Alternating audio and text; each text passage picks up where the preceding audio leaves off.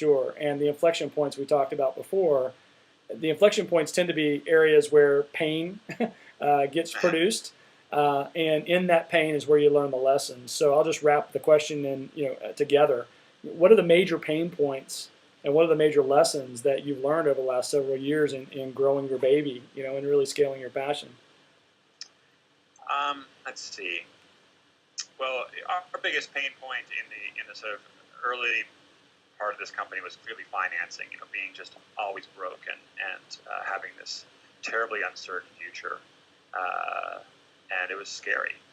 I had 11 maxed out credit cards at one point, and a lot of people in the company had deferred salary for a long time and had committed an enormous, taken a big risk with us.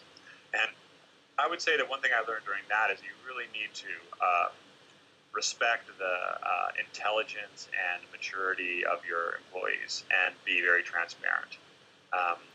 Doesn't mean you need to show them every detail of how the sausage is made, but right. You need to bring them into the challenges, be honest with them,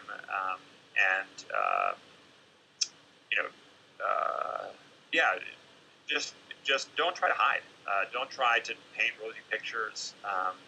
People much more appreciate honesty, integrity, and then of course you have to lead by example. You have to be the first one to sacrifice and the last one to leave, and all these things. And if you can do that, it's the most likely way to get the most out of your employees and absolutely and succeed. And then I would say the next sort of it hasn't been painful for me, but maybe it could easily be painful, is the time when you start to grow and you're bringing new people in. And many of them have no history with don't know the company's history, haven't been around since the beginning, have no appreciation, nor should they really. You can't expect that from someone, right? To know what it was like for the old timers. You've got new people coming in, and they're looking forward, and you have to make room for them. You have to start delegating, and you have to give up both sort of authority and responsibility, but credit and ownership. You have to be generous with all of those things. And I think it's hard for some people, especially if you've been around for a while, to do that, because you have this sort of sense like, man, what it took for me to get here, and here you are, kind of Johnny come lately. Right. You're coming in and things are so much better. What about us? And that's a recipe for disaster too. Yeah. So I think that you have to get over yourself and say, that's done, and we had some timing issues, or we had some technology issues, or et cetera. That's not the problem with this new team coming in. And I'm going to embrace that and be the first one to, give up credit, control, decision making, ownership, et cetera. Be generous with all those things. And again, I think that's paid off. Right. I have a much smaller piece of the company than I used to, but it's a tremendously functional team. Right. Yeah, you're hitting on some great ones. The whole concept of the people piece of this is usually the most messy in terms of the growth. Can you give me a tactical, as the founder, right? I mean, you're really setting the culture, you're really setting the vision. What are some of the tactical things you do to ensure that some of these pain points, that you're being proactive about it, that you're, that do you have certain things that you do, certain times you're in the office, or certain, traditions that you bring to it to make sure that, you're visible in that process? I don't think that there's really a playbook. I think that it's a pretty sort of almost mundane tactic, if you will. I don't call it tactic, but I spend a tremendous amount of time talking to people, mm-hmm. and learning what they're doing, acknowledging what they're doing, acknowledging it to them, acknowledging it to people in the company. Really spending a lot of time just amplifying the work that everybody else is doing, so that people feel respected and acknowledged and credited, valued. And I try to make a habit of that and just do it all the time. Yeah. And I think that's the role of a leader. And Joe does that too. Joe leads by example there. He's a tremendously generous with, inclusion and credit, et cetera. And I think that this is again a hypothesis because we're just beginning to do this, but my sense is if you do that as a leader, the layer beneath you will do that to the people beneath them. Right.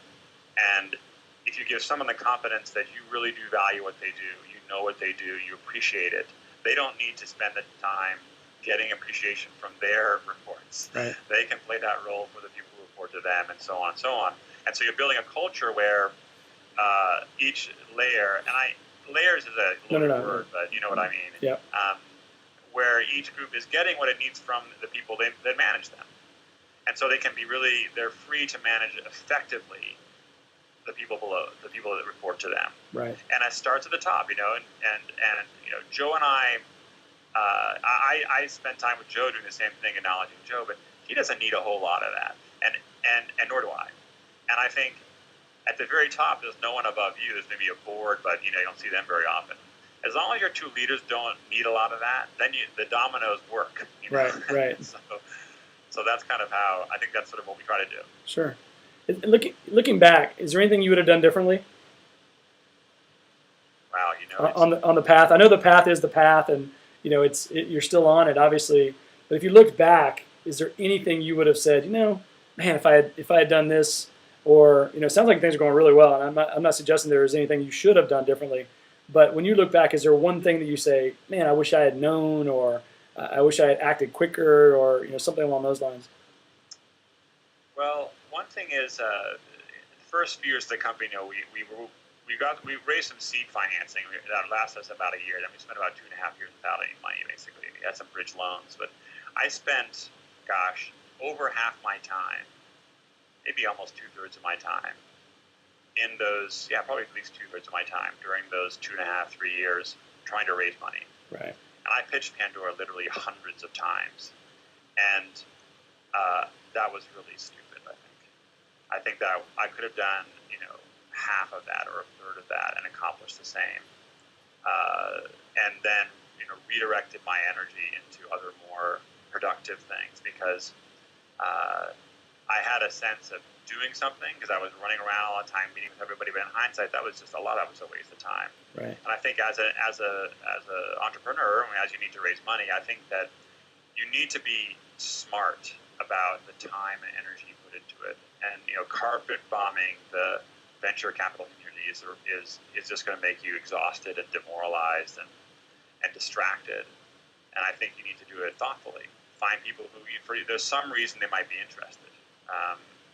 That have some familiarity with your space, or a demonstrated passion for it, or there's a real connection there through business associates or something where there's a decent likelihood that they'll be interested. Right.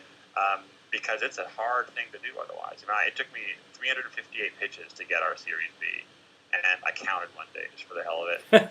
And that's not something I should be proud of.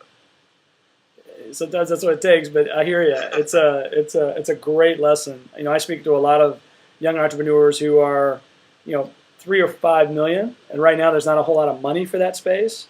Yeah. And they're out trying to raise money, and I'm like, go out and sell. Exactly. Get some sales coming in, and then you'll attract the money. Make yourself more magnetic. Exactly. But anyway, that's a great.